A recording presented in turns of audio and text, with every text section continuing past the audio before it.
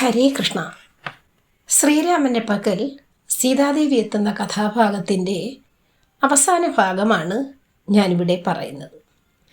കഴിഞ്ഞ ഭാഗത്ത് സീതാദേവി ശ്രീരാമനോട് ചോദിക്കുകയാണ്, എന്ത് തെറ്റാണ് ഞാൻ അങ്ങയോട് ചെയ്തത്? 14 വർഷം അങ്ങയോടൊപ്പം കഴിഞ്ഞിട്ടും എന്നെ മനസ്സിലാക്കാൻ അങ്ങേക്ക് കഴിഞ്ഞില്ലെന്നോ? കഷ്ടം തന്നെ. ഈ ഭാഗമാണ് ഞാൻ പറഞ്ഞു നിർത്തിയത്. ബാക്കി ഭാഗമാണ് പറയുവാൻ പോകുന്നത്. എൻ്റെ ജനനവൃത്താന്തം അങ്ങേക്ക് അറിവുള്ളതല്ലേ? എന്നിട്ടും അങ്ങ് എൻ്റെ ചാരിത്ര്യത്തെ ചോദ്യം ചെയ്തിരിക്കുന്നു. ഇനി ഞാൻ എന്തിനു ജീവിക്കണം?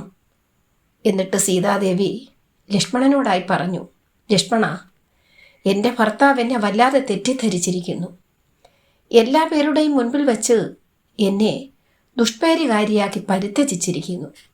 ഇനി ഞാൻ ജീവിച്ചിരിക്കുന്നത് എന്തിനാണ്? ലക്ഷ്മണ, അഗ്നി ജ്വലിപ്പിക്കൂ.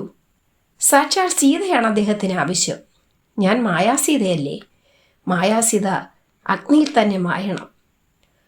കുപിതനായ ലക്ഷ്മണൻ ജ്യേഷ്ഠനെ രൂക്ഷമായൊന്നു നോക്കി.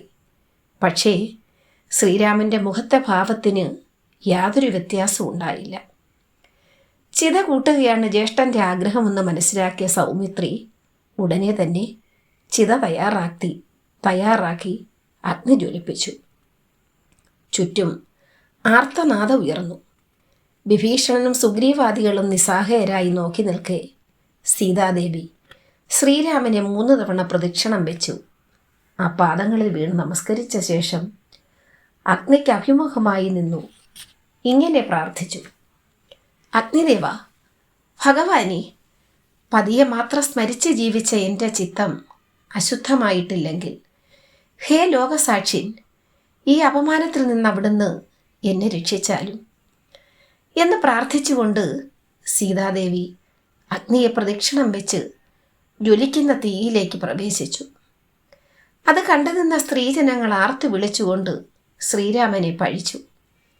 പെട്ടെന്നൊരു പ്രകാശം വരുന്നു. ആ സമയത്ത് ബ്രഹ്മാവ്, മഹേശ്വരൻ, ഇന്ദ്രാദി ദേവന്മാർ തുടങ്ങിയവർ വാഹനങ്ങളിൽ പ്രത്യക്ഷപ്പെട്ടു. ബ്രഹ്മദേവൻ ശ്രീരാമനോടായി പറഞ്ഞു, ശ്രീരാമചന്ദ്ര, സർവ്വലോകത്തിനും ആധാരവും സാക്ഷിയുമായ അങ്ങ് വെറുമൊരു പ്രാകൃതനെ പോലെ വിശുദ്ധയായ വൈദേഹിയെ പരിത്യജിക്കുന്നത് നല്ലതാണോ? ലോകം അങ്ങയെ പഴിക്കില്ലേ? ഇത് കേട്ടപ്പോൾ ശ്രീരാമൻ പറഞ്ഞു, ഹരേ കൃഷ്ണ.